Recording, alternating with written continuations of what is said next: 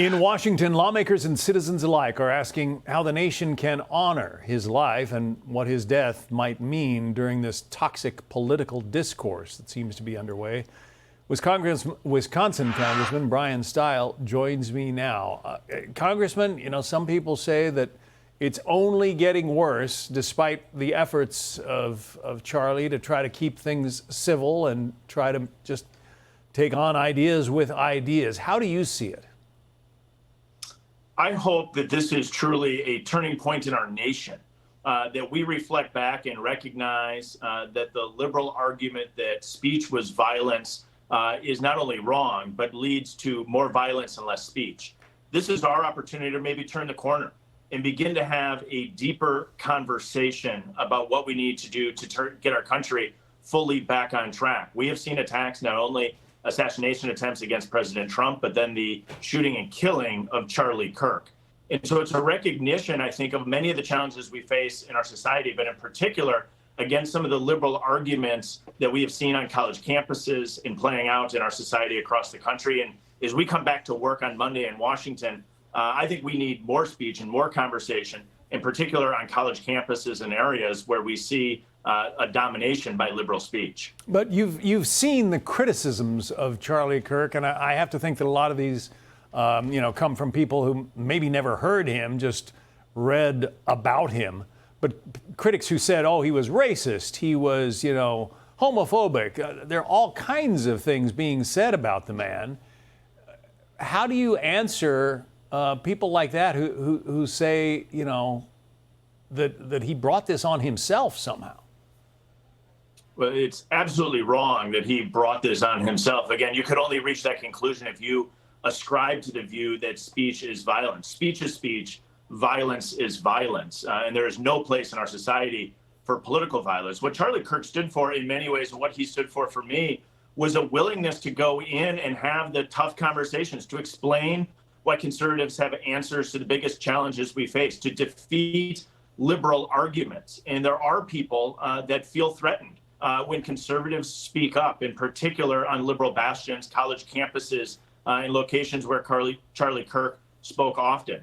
But this is really a moment for us to double down on the work that he began, to have tough conversations, and to go in and to be willing to engage, as he did, with those who disagree with us, and in particular continue that legacy of going to college campuses, other areas that don't hear conservative speech, and explain to them what we believe can get our country turned in the right direction.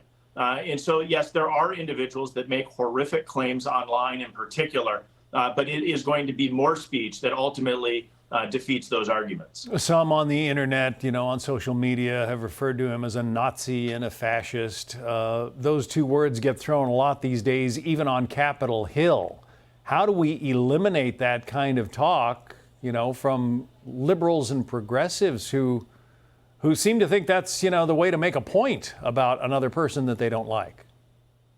Well, not only do they throw those words against Charlie Kirk, but those are regularly thrown against President Donald Trump by those on the left who disagree with his policies. And so I don't know that we're going to stop every liberal in the United States from using horrific language. But I think what we can do is really defeat the argument that any form of speech is violence and make it clear that there is no room for political violence at all in this country.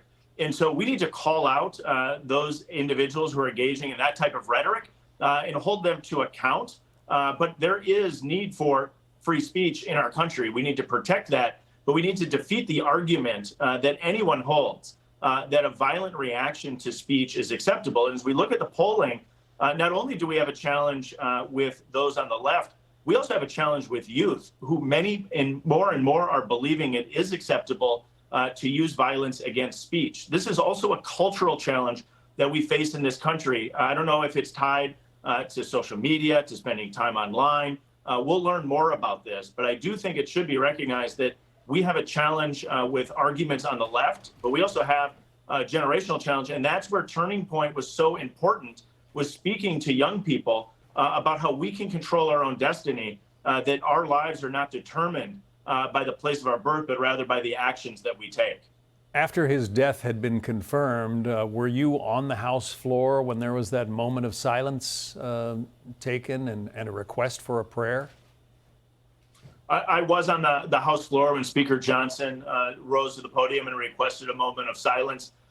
Things devolved after that, but I think emotions are high. People are frustrated, and in many ways, understandably so, in particular against what's being said about Charlie Kirk, his legacy, in what's online. Ultimately, at the end of the day, I think it's incumbent upon all of us to pause, to reflect, to pray, and to think about what we can do to build on his legacy and the work that he has done. Tomorrow, I'll be joining a group of conservatives in my home county of Rock County in Wisconsin to do just that, and there'll be vigils that'll take place across the country. The more we come together, recognize what he stood for, and in particular, to me, what he stood for was free speech and a willingness to go and to have those tough conversations, defeat liberal arguments, and share the conservative message. He'll be missed. Congressman Bryan Steil, we appreciate your time today. Thanks for coming on. Thank you. Hey, it's Will Cain. Click here to subscribe to the Fox News channel on YouTube. It's the best way to get our latest interviews and highlights. And click to subscribe to the Will Cain podcast for full episodes right now.